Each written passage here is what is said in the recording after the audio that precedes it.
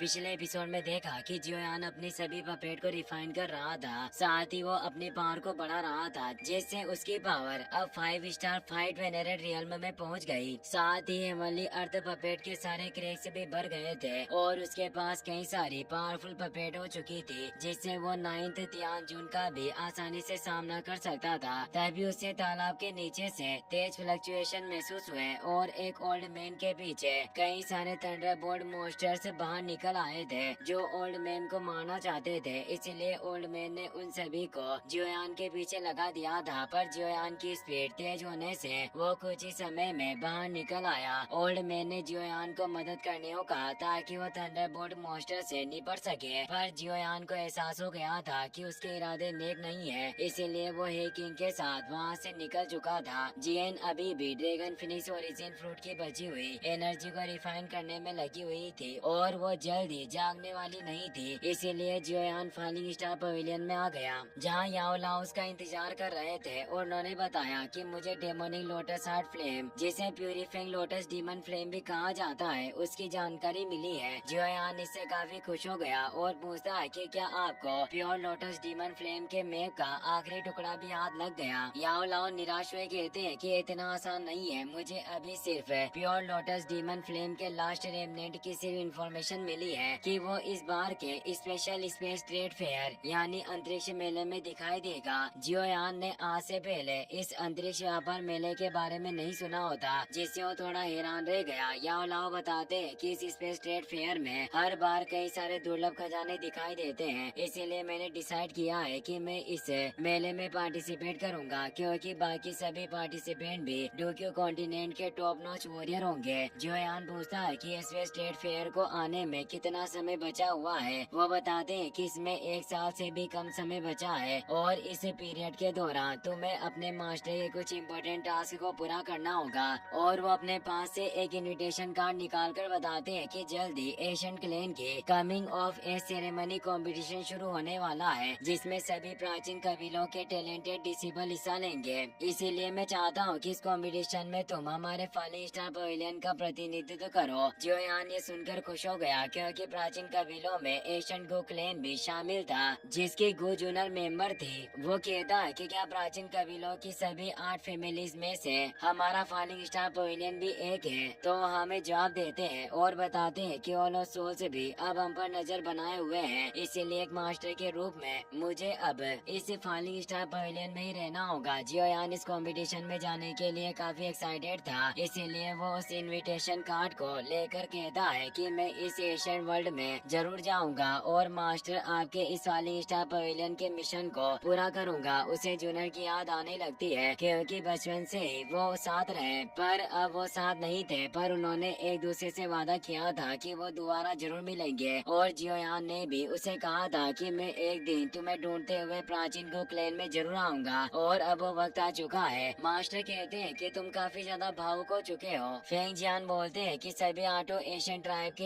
एक साथ इकट्ठा होने की ये अपॉर्चुनिटी काफी कम देखने को मिलती है। हालांकि अब जियो फैमिली की ब्लड लाइन खत्म हो चुकी है, लेकिन तुम्हारी करंट स्ट्रेंथ और रेपुटेशन के साथ तुम बाकी के 7 ट्राइब के यंग पेटिशनर के साथ बराबरी से खड़े हो सकते हो। जियोयान को पता नहीं था कि उसका जियो क्लैन भी एशियन ट्राइब में शामिल था, इसीलिए वो पूछता है कि आखिर 8 एशियन ट्राइब कौन कौन से हैं। याओ लाओ से 8 क्लैन के नाम बताते हैं: soul clan, go clan, medicine clan, flame clan, stone clan, street clan, thunder clan और जियो क्लैन। ये सभी वो पावरफुल सरनेम है जिनके पास फाइट गॉड लेवल की ब्लड लाइन मौजूद है, और उनकी ये फाइट गॉड ब्लड लाइन निरंतर आगे बढ़ती हुई आ रही है, और आज भी ये एशियन क्लैन अपने सरनेम के नाम से फेमस है। पर अफसोस की बात है कि समय के साथ तुम्हारे जियो कबीले का खून धीरे धीरे काफी पतला होता चला गया, वरना तुम्हारे एंसेस्टर जियो जुआन के समय तक तुम्हारे कबीले के पास भी फाइट गॉड ब्लड लाइन थी, पर अब ज्यादा कुछ नहीं बचा। हालांकि जियो जुआन ने अपने कबीले को गिरावट से बचाने की काफी कोशिश की थी, पर वो नाकाम रहे। जियोयान इससे काफी इमोशनल हो जाता है और वो एक गहरी सांस लेते हुए कहता है कि मैंने कभी नहीं सोचा था कि मेरे पूर्वजों ने इस तरह की एक भयानक आपदा का सामना किया होगा,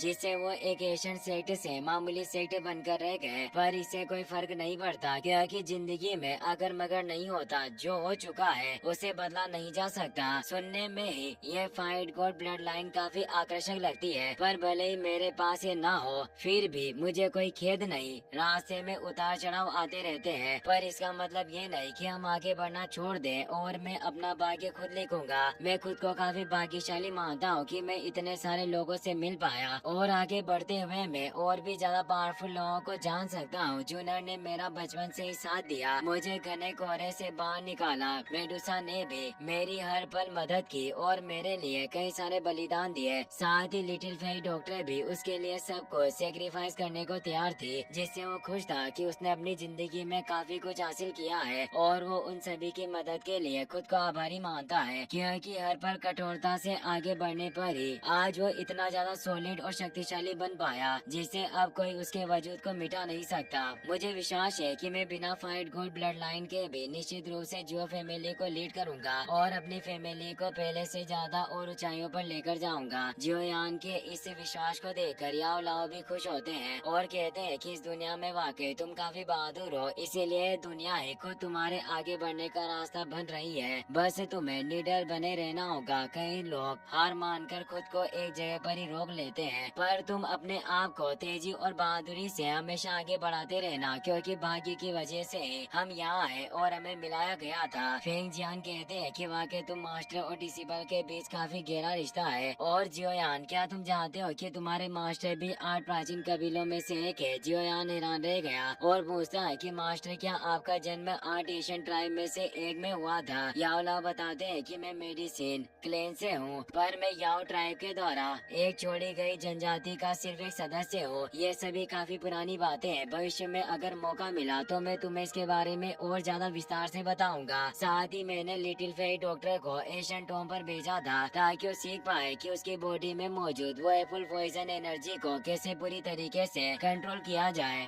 वो जल्दी आने वाली होगी, उसके आने तक तुम्हें इंतजार करना होगा, क्योंकि उसके साथ ही तुम एशियन वर्ल्ड में जाने के लिए निकल सकते हो, क्योंकि जियोयान को अपने दोस्तों के साथ एशियन सेक्टर में परेशानी नहीं होगी। जियोयान भी उनकी बात समझ आता है। जियोयान स्टार टावर में आकर कल्टिवेशन करने लगा, साथ ही वो ताई सोल टेक्निक को सीख रहा होता है। तभी उसे एहसास होता है कि लिटिल फेरी डॉक्टर प्रमोट होकर वापस लौट आई है, इसीलिए वो भागते हुए मेन ग्राउंड में आ जाता है। लिटिल फेरी डॉक्टर प्रमोट होने से अब उसके power 7 star fight venerate realm में पहुंच गई थी और अब वो जियोयान के पास आ जाती है। वो अब पहले से ज्यादा हसीन लग रही थी, इसीलिए जियोयान उसे घूर कर देख रहा होता है। वो कहती है कि क्या तुमने मुझे नहीं पहचाना? जियोयान कहता है कि मुझे ऐसा लग रहा है जैसे मैं उन पुराने दिनों में वापस लौट गया हूँ, जब हम किंग शान टाउन में थे, जब लिटिल फेरी डॉक्टर तुम्हें मर्सिनरी ग्रुप के द्वारा पकड़ लिया गया था और मैं तुम्हें बचाने आया था। लिटिल फेरी डॉक्टर हंसने लगती है और कहती है कि मैंने एशियन टॉम में एल्डर के द्वारा छोड़ी गई टेक्निक का अभ्यास किया, जिससे मेरी पॉइजनस गैस अब एक ग्रेटेस्ट टॉनिक में बदल गई है और मैं 7 स्टार फाइट वेनरेट रियल्म में पहुंचने में कामयाब रही। जियोयान कहता है कि वाकई मेरे आसपास के लोग काफी ज्यादा टेरिफाइंग है, जो हमेशा काफी जल्दी प्रमोट हो जाते हैं, और हम सभी भी जीनियस हैं। और अब तुम वापस लौट आई हो तो हमें अब एशियन वर्ल्ड की तरफ निकलना होगा।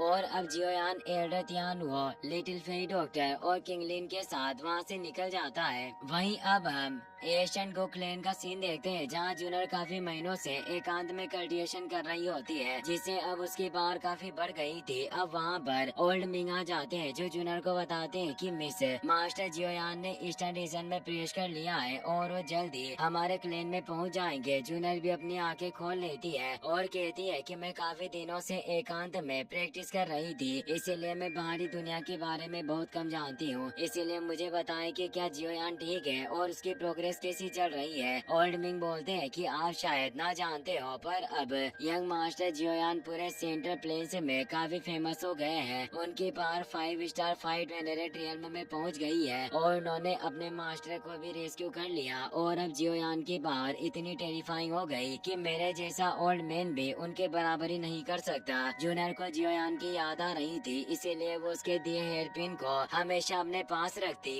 वो कहती है कि जियोयान वाकई काफी पावरफुल हो, ये बात मैं बचपन से जानती थी। ओल्ड मिंग सोचते हैं कि आखिर यंग मास्टर जियोयान, आपने हमारी यंग मिस को किस तरह का मैजिक पोशन दिया जो ये आपके प्यार में इतनी अंधी हो गई है कि ये किसी के भी खिलाफ जाने को तैयार है। पर जियोयान भी काफी मेहनत करता था, इसीलिए वो सोचते हैं कि वाकई जियोयान जूनर के प्यार के लायक है और और वो जूनर से बोलते हैं कि मिस आपके ट्राइब के सभी एल्डर के सामने जो स्टेटमेंट दिया उससे मुझे डर है कि सभी लोग जियोयान के लिए इस कंपटीशन में परेशानी खड़ी करेंगे। और अब हमें पास का सीन दिखाया जाता है जब जूनर ने सभी को बताया था कि वो जियोयान से प्यार करती है और उसके अलावा किसी से शादी नहीं करेगी और इस रिश्ते से सभी एल्डर खिलाफ थे। वो कहते हैं कि जूनर आप हमारे एशियन क्लैन का घर हो, आप उस गिरे हुए जियो फैमिली के जियोयान के साथ प्यार के रिश्ते में नहीं हो सकती क्योंकि जिस फैमिली ने अपने फाइट गॉड ब्लड लाइन को खो दिया और उनकी पावर में भी काफी गिरावट आई हो, वो लोग हमारे एशियन को क्लैन से तुलना करने के योग्य नहीं। वो सिर्फ एक खून से सना हुआ कचरा है। आखिर उसकी हमारे एशियन क्लैन की सबसे बड़ी बेटी को छूने की हिम्मत कैसे हुई। इसीलिए सभी बातें करने लगे कि हमें उस लड़के जियोयान को मार डालना चाहिए, वो इसके लायक है। इससे जूनर को काफी ज्यादा गुस्सा आता है और अपनी पावर को वहाँ फैलाने लगती है। उसकी पावर इतनी ज्यादा थी कि सभी एल्डर हिल गए थे और वो ठीक से देख भी नहीं पा रहे होते। जूनर बोलती है कि मैं आप एल्डर के लिए गए फैसले के लिए आपको परेशान नहीं करूंगी, लेकिन जियोयान बाकी सभी से बेहतर है जिन्हें आप मेरे जीवन साथी के रूप में चुनना चाहते हैं। जल्द ही आपको इसके बारे में पता चल जाएगा और आपको एहसास होगा कि आपने उसका अपमान करके कितनी बड़ी गलती की। जूनर भी ये बातें याद कर रही होती है और सोचती है कि जियोयान मुझे पूरा विश्वास है कि तुम इस कंपटीशन में अपनी ताकत को साबित करोगे। इसी के साथ ये एपिसोड यहीं पर खत्म हो जाता है। नेक्स्ट पार्ट अगर आप जल्दी देखना चाहते हो तो इस वीडियो का 10 के लाइक हम जल्दी पूरा कर देना। Thanks for watching.